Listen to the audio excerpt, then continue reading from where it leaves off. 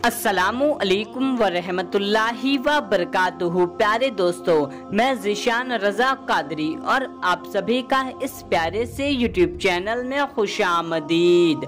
प्यारे दोस्तों, आज की इस वीडियो में हम आपके लिए एक ऐसा वजीफा लेकर के आपकी खिदमत में हाजिर हैं। आप इस वजीफे को एक बार पढ़ लेते हैं या सुन लेते हैं तो इससे इंशाअल्लाह तबारक व तआला एक बार में ही आपको कामयाबी हासिल हो जाएगी। दोस्तों, इस वजीफे से आपकी कितनी भी बड़ी से बड़ी हाजत, कोई भी कैसी भी हाजत होगी, आज आपकी वो हाजत पूरी हो जाएगी। दोस्तों, आप इस वीडियो को पूरा आखिरी तक देखते रहिए और आपसे एक छोटी सी गुजारिश है कि आप सवाब की नियत से इस वीडियो को एक लाइक कर दीजिए। हम दुआ भी कर देते हैं, जो भी इस वीडियो को लाइक करे अल्लाह ताला उसकी हर नेक और जायज हाजत को पूरा फरमाए, आमीन।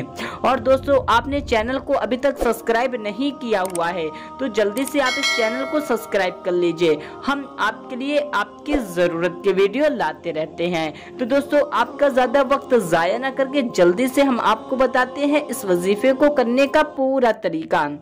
दोस्तों, आपकी कोई भी कैसी भी कितनी भी बड़ी से बड़ी हाजत है, चाहे मालो दौलत की है, शादी की है, औलाद की है, पसंद की शादी की है, नेक और जायज मोहब्बत को हासिल करने के लिए है, परेशानी को खत्म करने के लिए है, मुश्किलात की आसानी के लिए है, गरीबी को दूर करने के लिए है, कर्ज की अदायगी के लिए है, हलाल रोजगार को पाने के लिए है, मोटे होने के लिए हो, पतले होने के लिए हो, बाल को झड़ने से रोकने के लिए हो, यानी कि दोस्तों आपकी कोई भी कैसी भी हाजत है। अब एक एक हाजत का नाम लेंगे तो वीडियो बहुत ही ज्यादा लंबी हो जाएगी, इसीलिए आपकी जो भी हाजत है आप अपनी उस हाजत के लिए इस वजीफे को कर सकते हैं। हाजतें बहुत ही ढेर सारी होती हैं और सभी लोगों की अलग अलग होती हैं।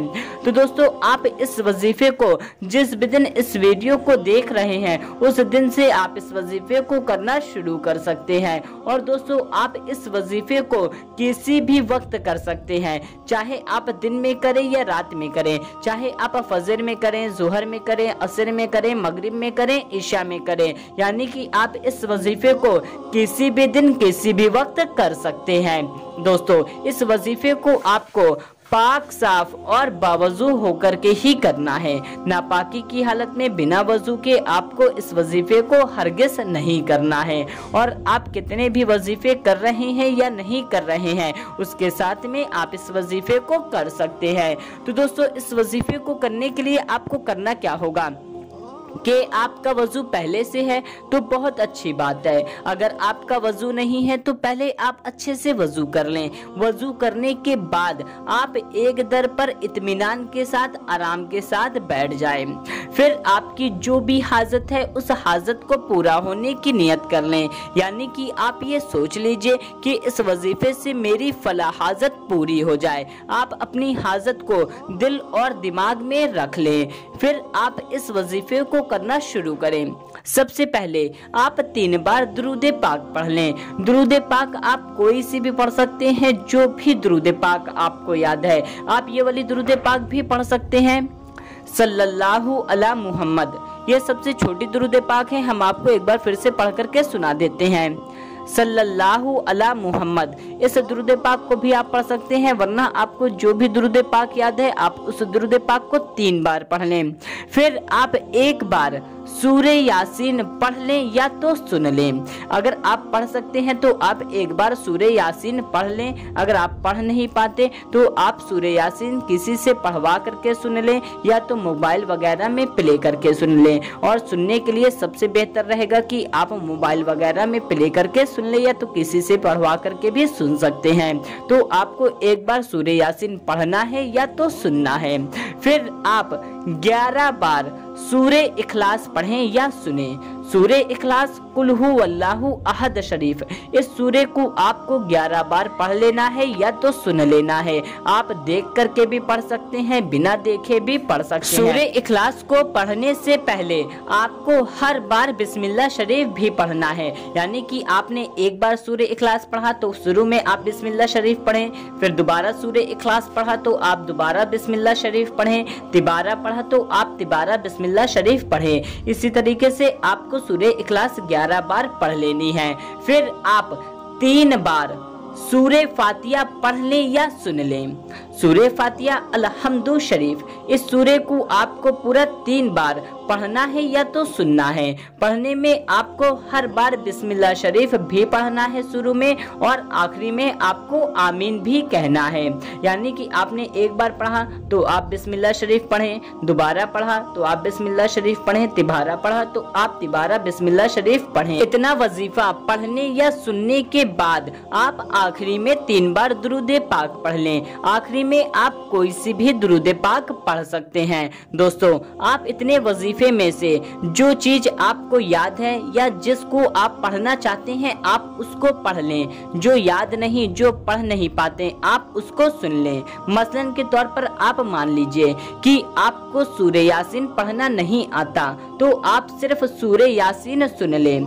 लेकिन आपको सूरे इखलास यानी कि कुल हु वल्लाहु अहद याद है, पढ़ना आता है, तो आप सूरे इखलास कुल हु वल्लाहु अहद शरीफ को पढ़ सकते हैं। और सूरे फातिहा भी आपको पढ़नी आती है तो आप सूरे फातिहा भी पढ़ सकते हैं। यानी कि आप इसमें किसी को भी सुन सकते हैं और किसी को भी पढ़ सकते हैं।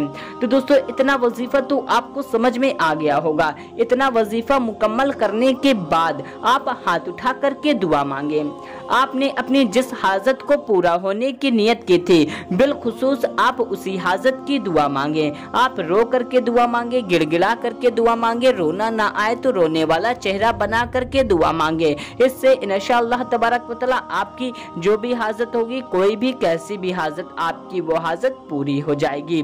दोस्तों, एक खास बात का ध्यान रखें कि आप जब भी इस वजीफे को पढ़ें या सुने तो इसके दौरान आपको किसी से कोई गुफ्तगू नहीं करनी है, किसी से कोई बात नहीं करनी है। बस आप जब वजीफा कर रहे हैं तो उसके दौरान आपको वजीफे के अलावा कोई दूसरे अल्फाज नहीं बोलने हैं। अगर कोई आपको बुलाता है तो आपको उसका जवाब नहीं देना। अगर आप उसका जवाब दे देते हैं तो आपको इस वजीफे को फिर से शुरू से करना होगा।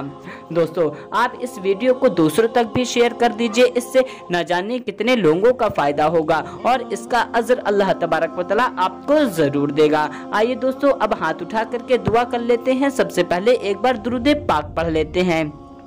सल्लु अला हबीब सल्लल्लाहु ताला अला मोहम्मद सल्लल्लाहु ताला अलैहि वसल्लम।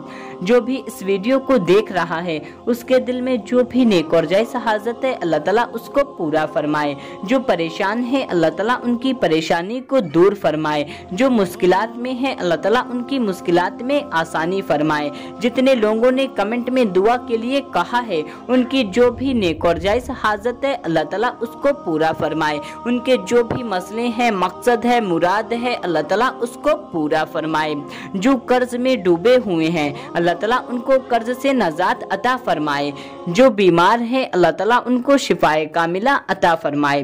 जिनकी शादी नहीं हो रही, जिनके रिश्ते नहीं आते, अल्लाह ताला उनको नेक रिश्ता अता फरमाए, उनकी शादी हो। जिनको औलाद नहीं है अल्लाह ताला उनको नेक औलाद अता फरमाए। जिनको बेटा चाहिए उनको बेटा अता फरमाए, जिनको बेटी चाहिए उनको बेटी अता फरमाए। जिनके घर और कारोबार में बरकत नहीं है अल्लाह ताला उनके घर और कारोबार में बरकत अता फरमाए। अल्लाह ताला हम सबको नेक और हक के रास्ते पर चलने की तौफीक अता फरमाए, गुनाहों से बचाए और 5 वक्त का नमाजी बनाए। कहते रहते हैं बंदे तेरे दुआ के वास्ते, कर दे सब मजलूम बेकसों की आरजू पूरी। आमीन अल्लाहुम्मा आमीन। सल्लु अला हबीब सल्लल्लाहु ताला अला मोहम्मद सल्लल्लाहु ताला अलैहि वसल्लम। दोस्तों, कमेंट में आमीन जरूर टाइप कीजिएगा। क्या पता किसकी जुबान से निकला हुआ आमीन कब कबूल हो जाए। और वीडियो आपको कैसे लगे कमेंट करके हमको जरूर बताएं। मिलते हैं तब तक के लिए अल्लाह हाफिज।